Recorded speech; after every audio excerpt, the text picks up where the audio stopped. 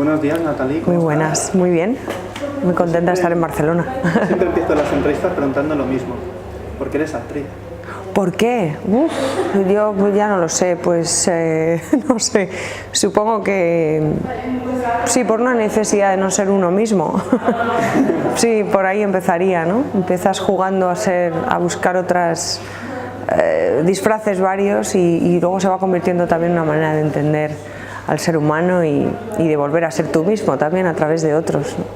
Yo la primera vez que me fijé en ti fue en Malas Temporadas, que fui al Festival de San Sebastián. Ajá.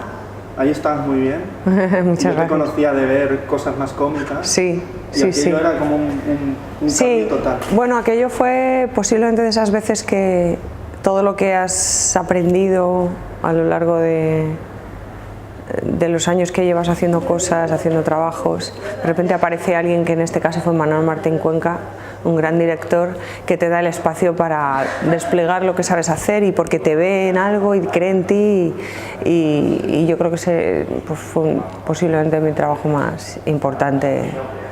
Y a partir de ahí te sentiste como... Bueno, no, ha habido de todo luego, ¿no? Pero claro, pero sí fue un trabajo importante, sí, y del que estoy muy orgullosa.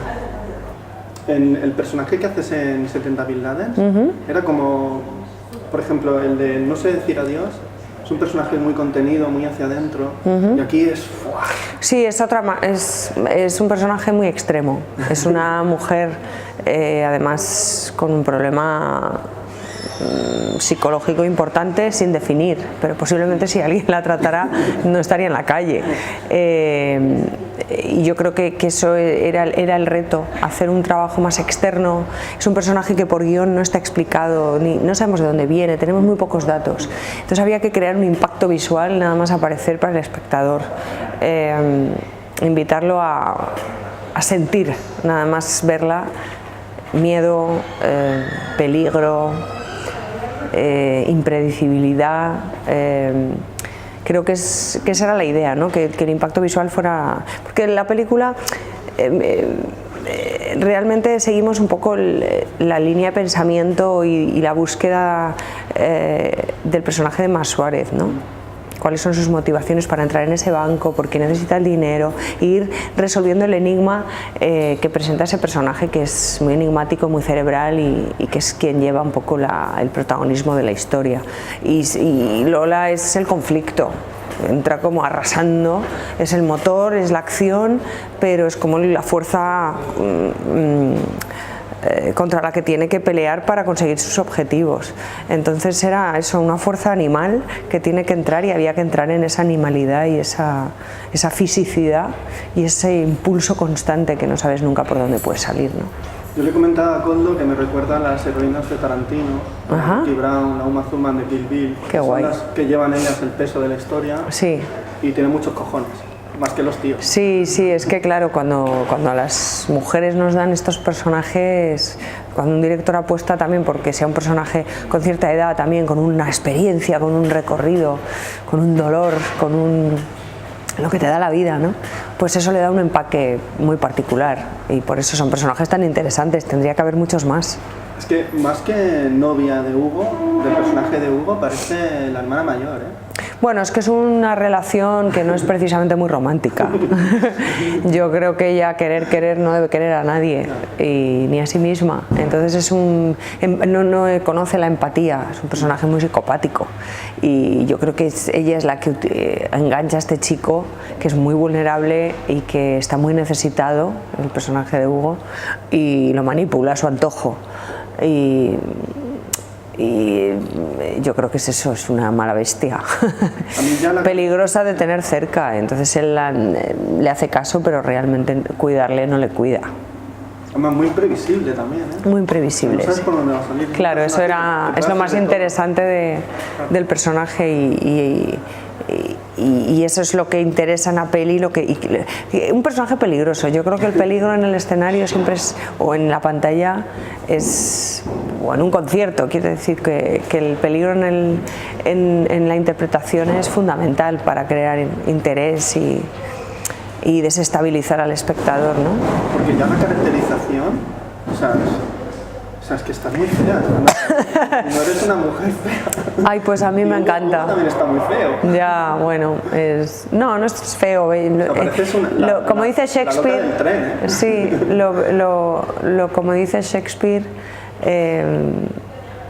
como decía él, lo bello es feo y lo feo es bello. Es decir, hay algo, también hay una belleza en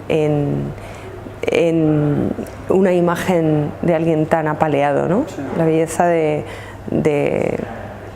dolor humano. Es que queríamos también plantear eso, ¿no? Son personajes maltratados por la vida. Por eso hacen lo que hacen.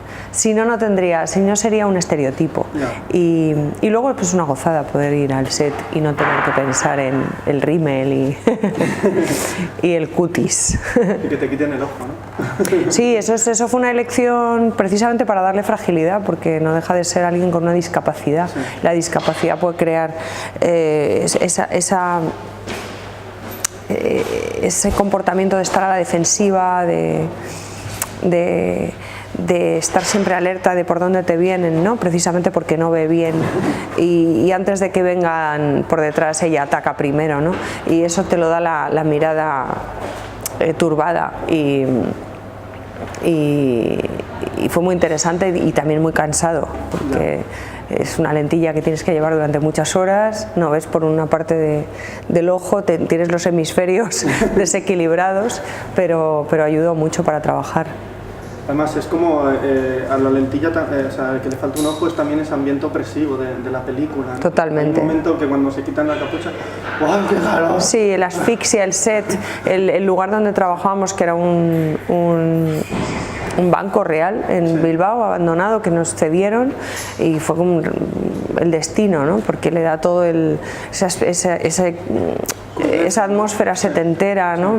Hasta el alicatado de los baños que aparecen es real, y para mí es precioso el sitio, ¿no? Y le da un rollo muy especial a la peli, y para nosotros era perfecto, no había luz natural, de los neones que había en el techo, yo creo que no lo sabía, pero me lo contó Hugo ayer, que estaban colocados específicamente por arte y por iluminación para crear una sensación de jaula, el calor. Entonces entrar en el set era como tener la escenografía perfecta para sentirnos asfixiados, encerrados y acorralados.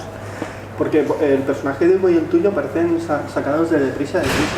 Hay tintes de Deprisa, de Tarde de Perros, de La Estanquera de Vallecas, del mundo del cómic. Está todo el universo de Koldo, que es un tipo lleno de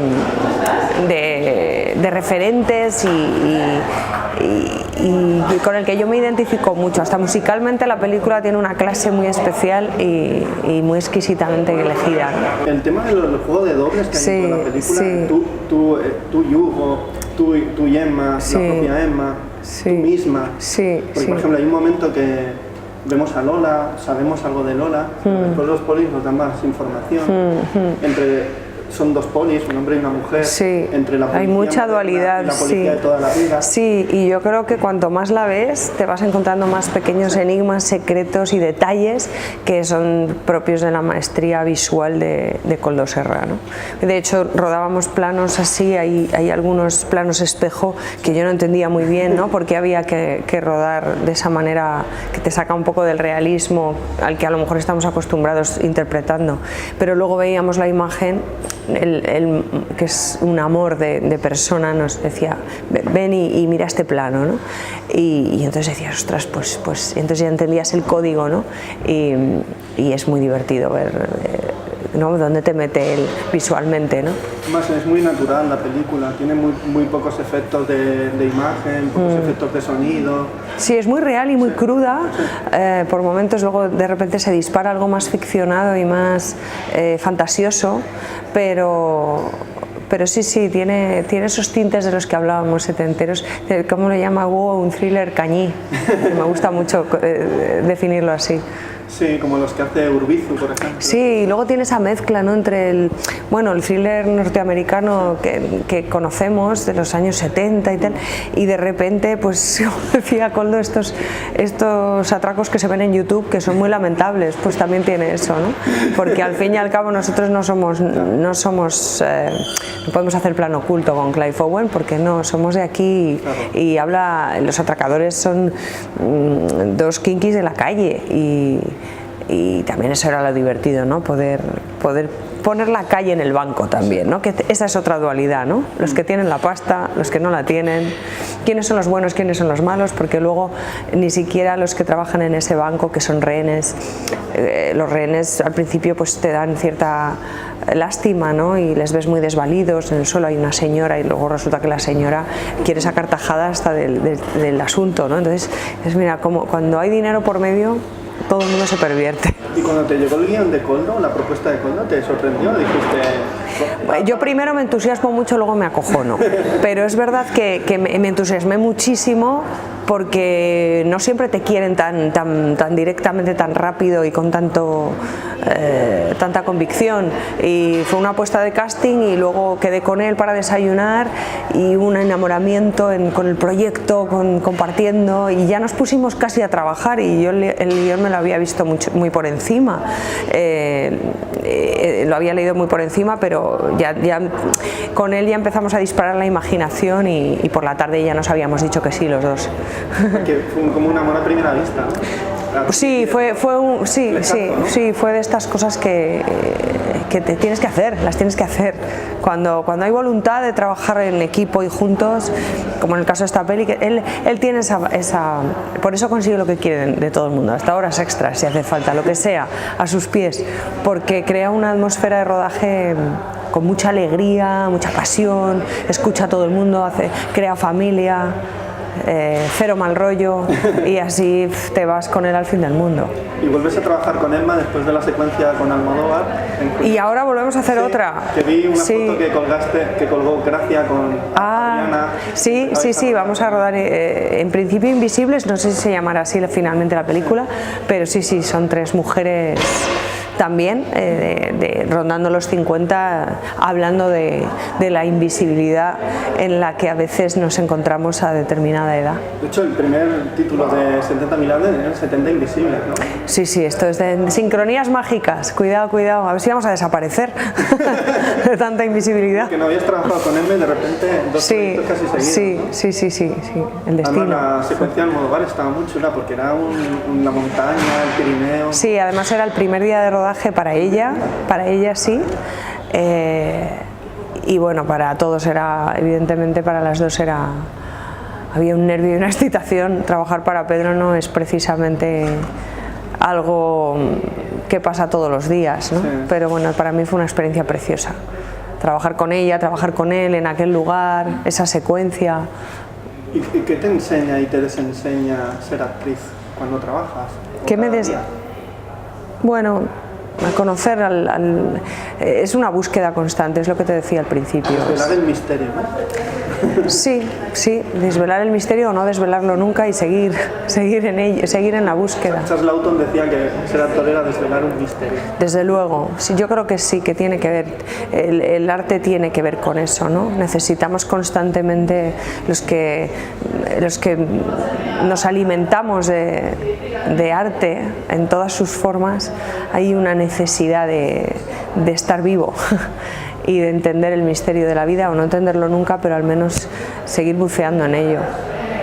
Y de la Natalie de Malas Temporadas a Natalie de 70 Milagros, por ejemplo, han cambiado muchas cosas en la forma de actuar, te sientes, o sea, supongo que enfrentarse a una película es con inseguridad y poco a poco vas cogiendo seguridad. No te creas, depende del proyecto, no, vale. De momento creo que el pánico va aumentando.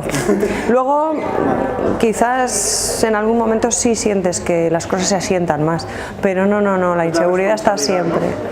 La responsabilidad, o que en el fondo los miedos siempre están. Si no, yo creo que no tendría tanta importancia lo que hacemos. Si no nos produjera cierto vértigo, no hay riesgo, es que igual sale algo plano y eso no es interesante. Y ahora, para terminar, me gustaría que me dijeras qué película cambió tu mirada como espectadora o una de ellas. Pues últimamente he visto muchas que me han cambiado. Yo recomendaría todas las películas que en un tiempo que he estado sin trabajar he tenido la oportunidad de ver Border, que ha sido una película que me ha vuelto loca. Un asunto de familia, de Shoplifters, de Koreeda, Viaje a Nara, de Juliette Binoche, películas japonesas de una poesía y de una hondura extraordinarias. Border creo que es para mí la película del año. Y una película que vi hace unos días que se llama Climax, de Gaspar Noé. De Gaspar Noé. A mí me ha dado la vuelta a la cabeza, literalmente. Te ha puesto del revés. Es una barbaridad y creo que es un cine de una calidad extraordinaria que te puede hacer realmente, te puede transformar la visión de determinados asuntos, y me parece increíble, ¿no? que uno pueda entrar en una sala de cine y salir transformado, que en el fondo es lo que queremos también, ¿no? A ver qué me pasa con esto y si me pueden ayudar a vivir, a entender mejor el mundo. Y yo creo que estos cineastas lo consiguen. Pues Natalia, un placer. Gracias, igualmente.